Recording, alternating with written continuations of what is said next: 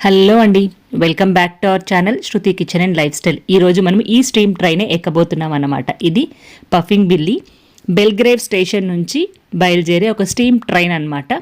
One way approximately 24 kilometres ఉంటుంది. Journey అంతా ఒక 3.5 hours జర్నీ అనమాట. ఈరోజు ఈ అడ్వెంచరస్ జర్నీ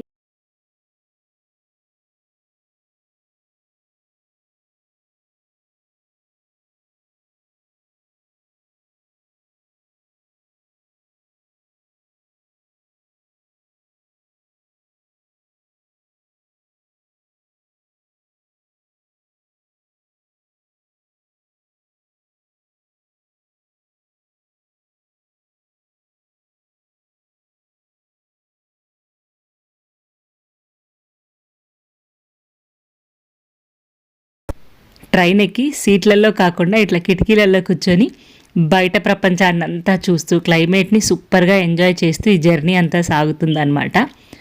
చెప్పాను కదా ఇంతకుముందు 3.5 hours జర్నీ అని చెప్పి.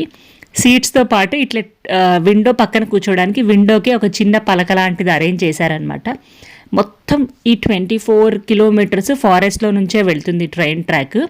ఇది 20th century స్టార్టింగ్లో బిల్డ్ చేసిన రైల్వే ట్రాక్ అంట. టింబర్ని ట్రాన్స్పోర్ట్ చేయడం కోసమని ఈ ట్రైన్ని స్టార్ట్ చేశారు. తర్వాత ఇది మెల్బోర్న్లోనే one of the popular tourist స్పాట్గా పేరుగాంచింది. దాంతోపాటు బోల్డ్ అనే తెలుగు సినిమాలు ఇక్కడ షూటింగ్ కూడా చేశారంట. తెలుగే కాకుండా ఇంకా ఎన్నో లాంగ్వేజెస్లో కూడా షూట్ చేశారంట. నార్మల్గా అయితే కొంచెం సన్నీగా ఉన్నప్పుడు లేకపోతే కొంచెం మైల్డ్ క్లౌడీగా ఉన్నప్పుడు వెళ్తే బాగుంటుంది. దారి పొడవుతో చిన్న చిన్న స్టేషన్స్ వస్తాయి. స్టేషన్స్ అన్నీ కూడా ఓల్డ్ ఫ్యాషన్డ్ లాగా అనిపిస్తాయి అన్నమాట. టికెట్స్ ముందే ప్రీ బుకింగ్ చేసుకుంటే బెటర్. ఒక్కొక్కసారి దొరకవు, మనకు అక్కడికి వెళ్ళి వాకింగ్ చేసి తీసుకుందామంటే దొరకవు. మధ్యలో మంచి మంచి ఫామ్స్, చిట్టి చిట్టి ఇళ్ళు, గుర్రాలు, గొర్రెలు ఎన్ని కనిపిస్తాయో, అసలు ఎంత సరదాగా అనిపిస్తుందో జర్నీ.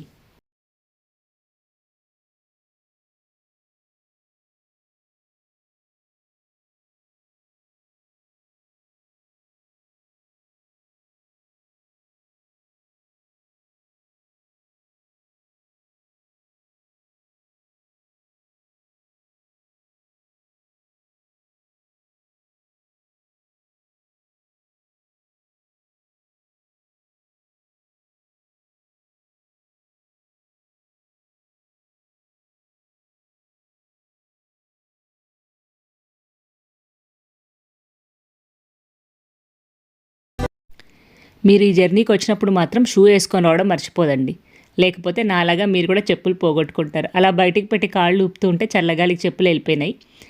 ఇంతకు ముందే చెప్పినట్టు మంచిగా ఫారెస్ట్, అక్కడక్కడ ఫార్మ్స్, అక్కడక్కడ చిన్న చిన్న ఫార్మ్ హౌసెస్ లాంటివి అలాంటివి ఉన్నాయన్నమాట. ఎక్కువగా అయితే యూకలిప్టస్ చెట్లు ఉన్నాయి.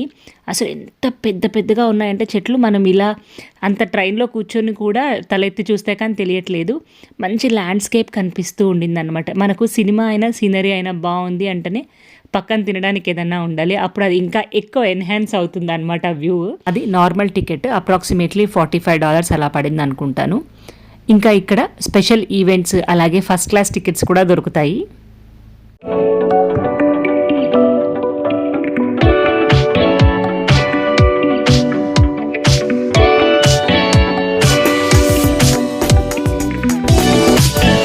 ఇది లేక్ సైడ్ స్టేషన్. ఇక్కడ వచ్చి మన ట్రైన్ ఆగుతుందన్నమాట. మనం ఇక్కడ దిగి లేక్ పక్కన ఒక చిన్న పిక్నిక్ లాగా చేసుకొని, కావాలంటే బోటింగ్ కూడా చేసుకొని కొంచెం టైం స్పెండ్ చేయొచ్చు.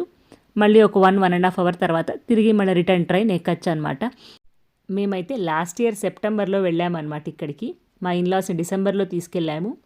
ఇప్పుడు నెక్స్ట్ ఆస్ట్రేలియాలో సమ్మర్ కాబట్టి మస్ట్ విజిట్ ప్లేస్ సమ్మర్లో ఇది.